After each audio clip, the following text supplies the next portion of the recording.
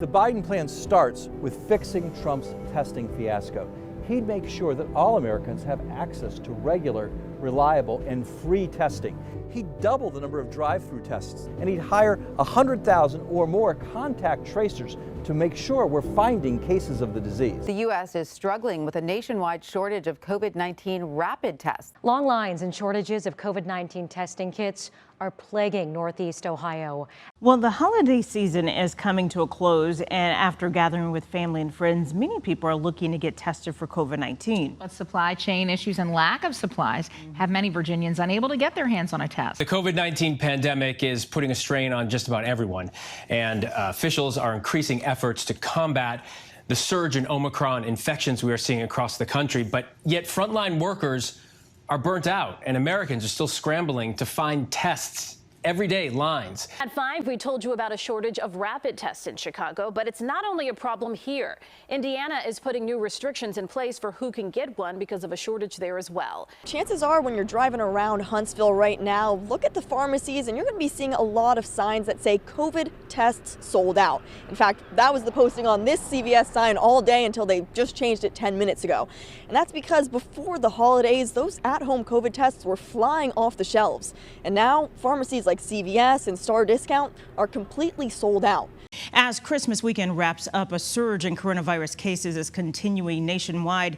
Here in Central Virginia, COVID tests are in high demand and even hard to come by. Recent testing demand has caused some local hospitals to run out of COVID-19 tests. Now, this prompted MU Healthcare in Columbia to temporarily limit its COVID-19 testing. Let's be straight here for a second. Cases are rising across the country. Tests are hard to come by in many places, or there's long lines for them. Schools are closing again or having to go virtual, and that's not just because of the weather in some parts of the country, but because of the pandemic. There is a sense among many that the country has lost control of the virus. Would the White House agree with that? We would not, and here's why. We're in a very different place than we were a year ago, Ed. 200 million people are vaccinated. Those are people who are protected, seriously protected from illness and death from the virus. We have also just purchased the largest over-the-counter purchase of tests in history, 500 million tests.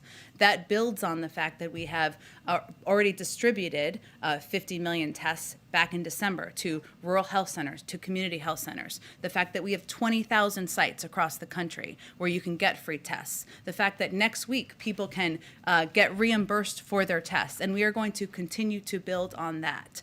It also, on schools, I would say 97% of schools are open across the country, and the president wants school to be open. That's why months ago, even when people questioned his advocacy for this funding, he advocated for $130 million in the American Rescue Plan and $10 billion to cover testing, even when many people said that was not necessary and was not needed. That has all been distributed to states. If states have not used it, and some have not, and if school districts have not used it, now's the time to use it. So I would note that we have taken steps to prepare for any contingency, any moment, and we're working to implement and build on that from here.